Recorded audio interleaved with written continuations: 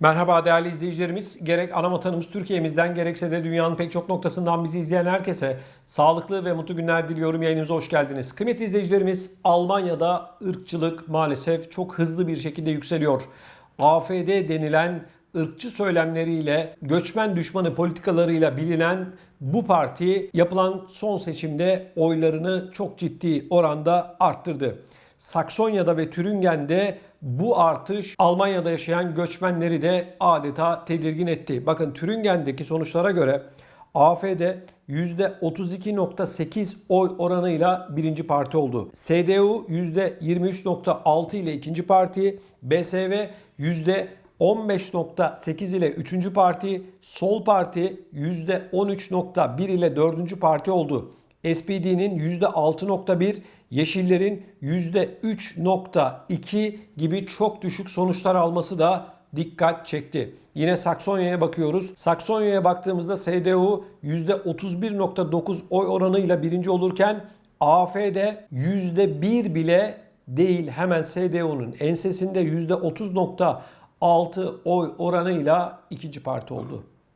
Bu ne demek? Bunun anlamı şu. Almanya halkı ırkçıları seviyor.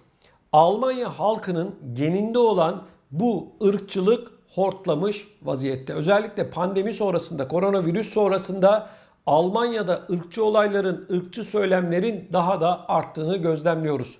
Almanya Başbakanı Olaf Scholz bir son dakika açıklaması yaparak hiçbir siyasi partinin bu AfD denilen partiyle koalisyon yapmamasını istedi. Tabi bu iş Scholz'un söylemesiyle olur mu olmaz mı buna bakacağız. Aslında durum şu. Bir partiyi ayakta tutan en önemli şey oydur. Oyu kimden alır? Halktan. Demek ki halk AfD'yi seviyor, oy veriyor. Kısacası ırkçılığı destekliyor. Göçmen istemiyor. Bu ülkede yer alan milyonlarca göçmenin artık ülkelerine gitmesini istiyor. Bu açık bir şekilde ortada, çünkü AfD'nin tüm politikacıları bunu söylüyor. Almanya'da göçmen istemiyoruz diyorlar. Oysa ki Almanya ekonomisini ayakta tutanlar göçmenler. Almanya'da en çok çalışanlar göçmenler. Bunun hiçbir öneminin olmadığını anlıyoruz. Yani bu ülke için alın teri dökmenin, katma değer oluşturmanın, üretmenin hiçbir anlamı yok diyorlar. Bizim için var olan, esas olan Alman ırkıdır diyorlar. Her ne hikmetse Almanların dedeleri geçmişte Yahudileri canlı canlı fırınlara attılar, ırkçılık yaptılar. Şimdi Almanya halkı da dedelerinin izinden gidiyor. Yani AfD denilen partinin bu kadar oy oranına ulaşacağını 5 yıl önce, 10 yıl önce birileri söyleseydi, yani ırkçılığın bu kadar yükseleceğini söyleseydi hiçbir şekilde kimse inanmazdı. Bakın, Almanların geninde olan bir şey anlatacağım. Bak, ırkçılıkla ilgili. Şu anda İsrail Filistin'de ırkçılık yapıyor, değil mi? Katliam yapıyor. Ve İsrail'i en çok destekleyen Amerika'dan sonra ikinci devlet Almanya. Irkçılığı destekliyor. Katliamı destekliyor, değil mi Almanya? Her seferinde para veriyor, silah veriyor. Her seferinde bunun açıklamasını da yapıyorlar açık bir şekilde. Bunun yanı sıra Almanya'da Filistin lehine olan gösterileri Alman polisleri çok sert bir şekilde önlüyor. Ama İsraillilerin, Yahudi destekçilerinin yürüyüşlerine kimse sesini çıkarmıyor. Bakın, enteresan durum şu. Her seferinde Almanlar dedelerinin Yahudilere yaptıklarını kınıyorlar, değil mi? Neden bu kadar Yahudi'yi işte sabun yaptılar, canlı canlı fırınlara attılar diye. Ama ne hikmetse şimdi Almanlar ırkçılık yapan, katliam yapan İsraillileri destekliyor. Bak, dedeleri geçmişte yapmıştı. Şimdi İsrail'e destek vererek aynı katliamların yeniden yapılmasına destek oluyorlar. Yani sözün özü şu. Almanlar ırkçılık yapmadan duramıyor. Almanlar katliam yapmadan duramıyor. Almanlar insanların üzerine bombalar yağdırıldığını görmeden mutlu olamıyor. AfD denilen partiyi bu kadar desteklediklerine göre ırkçılığı seviyorlar. Almanya'da önümüzdeki yıllarda yapılacak olan tüm seçimlerde ırkçılık giderek artacak, yabancı düşmanlığı artacak. Hal böyle olunca da AfD'nin iktidar yürüyüşü başlamıştır yorumunu yapabiliriz. Evet arkadaşlar, bunlar hayal değil. İşte alınan oy oranlarını açıkladım size. Şimdi Alman halkına sorduğumuzda çok nazik, kibar, ırkçılığa karşı olduklarını ifade ediyorlar. Peki bunlara oyu kim verdi bu AfD'ye? Ben mi verdim? Sen mi verdin yoksa? Zaten göçmenlerin AfD denilen partiye oy vermesi mümkün değil. Kim veriyor? Almanlar veriyor. Almanlar diyor ki AfD iktidara geldiği zaman göçmenler evlerine gidecekler. Sınır dışı edilecekler. Kaçak göçek yollar falan bunlar geldiğinde bunlara bir saat bile Almanya topraklarında müsaade edilmeyecek. Bu kadar göçmeni biz beslemek zorunda mıyız diyorlar. Ve Alman halkı da evet diyor.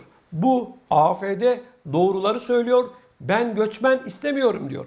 Bakın, Almanya'da yaşanan her ekonomik krizde, Avrupa'da yaşanan her ekonomik krizde suçlu göçmenlerdir. Almanya'da hayat geçmişe göre daha pahalı değil mi? Ev kiraları pahalı, markette, çarşıda, pazarda fiyatlar geçmiş yıllara göre daha da arttı ve artmaya devam ediyor. Suçlu kim? Göçmenler. Almanlar böyle söylüyorlar. Kıymetli izleyicilerimiz, ama hiç kimse şunu konuşmuyor. Almanya devleti Amerika Birleşik Devletleri'nin emriyle bugüne kadar yaklaşık 350 milyar euro Ukrayna'ya para ve silah yardımında bulundu. 1 milyon 100 bin Ukraynalı şu anda Almanya topraklarında. Bunun sadece %27'si çalışıyor. Geri kalan kısmı Almanya devletinden yardım alıyor. Evet, bunu kimse anlatmıyor bak. Sonra da diyorlar ki biz göçmen istemiyoruz diyorlar. 1 milyon 100 bin kişiye kapılar açtılar, oturum verdiler, çalışma izni verdiler çok hızlı bir şekilde. Bunu sadece Almanya yapmadı. Avrupa'nın diğer ülkeleri de yaptı bunu. Burada sorun şu. Bakın değerli izleyicilerimiz. Bir, Müslüman düşmanlığı artıyor. Bu bir gerçek. Almanya'da Ukrayna düşmanlığı var mı kardeşim? Yok. Müslüman düşmanlığı var. Ve şunu söylüyorlar mesela. Bizim vatandaşlarımız için de şunu söylüyorlar burada. Bir kısmı için. İşte adaptasyon sorunu var. Uyum sorunu var diyorlar. Türklerin bu ülkeye, Almanya'ya uyum sorunu yok. Almanların bizi kabul etmeme sorunu var. Almanların ırkçılık sorunu var. Dağdan mı geliyoruz? Mağaradan mı çıkıp geliyoruz buraya da biz adaptasyon sorunu yaşıyoruz. Öyle bir şey yok kardeşim. Ne adaptasyon sorunu? Neyden bahsediyorsunuz siz? İnsan değil miyiz? Neyin adaptasyonundan bahsediyorsunuz siz? Sizin adaptasyon sorununuz var, Almanlara sesleniyorum. Bizim değil. Hangi Türk'ün adaptasyon sorunu var? Münferit olaylar olabilir. 5,5 milyon insan yaşıyor burada. Bazı Türkçe yayın yapan Türklerin içerik hazırlamış olduğu YouTube kanallarında, internet sitelerinde bunlar da aynı Almanların ağzıyla konuşuyorlar. Kardeşim önce bir aynaya bak ya. Senin ne adaptasyon sorunu var da Alman'ın yapmış olduğu bu açıklamayı yiyorsun sen ya. Benim Alman'dan ya da Alman'ın benden ne üstünlüğü var? Alman kim? 9 tane beyni, 8 tane gözü mü var? Kim kardeşim Alman? Biz burada dilencilik mi yapıyoruz? Alın teriyle insanlarımız çalışıyor. Bu ülkenin kalkınması için katma değer oluşturuyor. Parasını kazanıyor. Dünyanın en büyük ikinci ekonomisiyiz diyorlar. İnsanları 2000 euroya mahkum etmişler. İş yerinde de ırkçılık var. Parada da ırkçılık var. Irkçılığın olmadığı bir yer yok ya Almanya'da. Her kim ki Almanya'da ırkçılık yok diyorsa doğru konuşmuyordur bana göre. Nerede ırkçılık yok? Otobüste var, okulda var, iş yerinde var, devlet dairesinde var. Nerede yok kardeşim ırkçılık? Bunların geninde var. Üstelik bizim vatandaşlarımız buraya, bu ülkeye davet edildi. Evet, 1960'lı yıllarda trenlerle gelen büyüklerimiz bu ülkenin davetiyle buradalar. Savaştan kaçıp gelmedik. Yerimizi, yurdumuzu bıraktık, çalışmak için geldik. Ekmek parası kazanmak için geldik. Bu ülkenin kalkınması için geldik.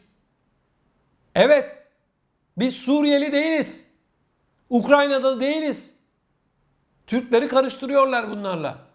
Aslında kendileri de çok iyi biliyor ama bizden korktukları için adaptasyon sorununuz var diyorlar bize. Neyin adaptasyon sorunu var arkadaş? Bir anlat da bilelim. Yemek yemeyi mi bilmiyoruz? Yolda araba kullanmayı mı bilmiyoruz? Devlet dairesine gidip konuşmayı mı bilmiyoruz?